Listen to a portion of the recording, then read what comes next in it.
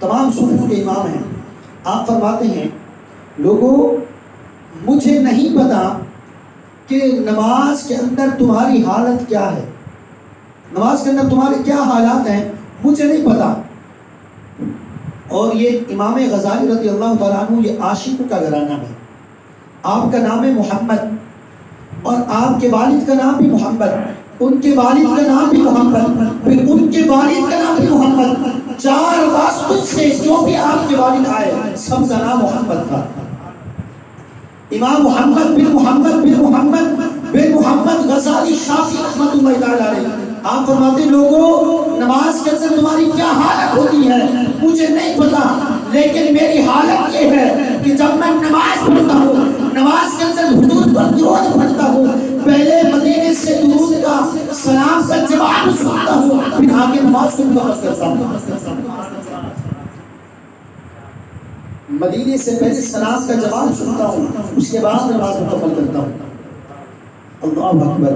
نماز کے اندر حضور کی توجہ اتنا تھی. میری بات سمجھ رہے ہیں آپ؟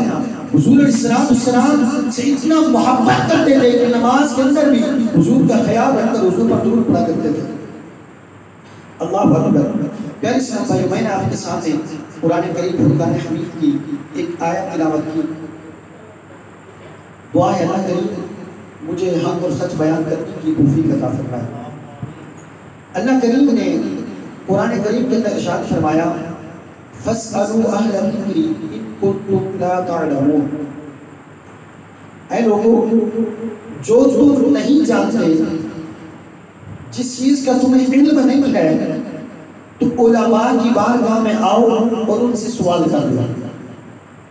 فَاسْأَلُوا أَهْلَ الذِّكْرِ إِن كُنتُمْ لَا تَعْلَمُونَ.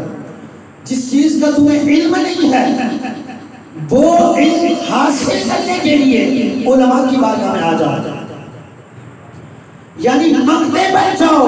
جب علماء کے پاس آؤ تو تمہاری حالت یہ ہو کہ مانگتے بن کر علماء سے علم دین سیکھو، علماء سے علم دین سیکھو.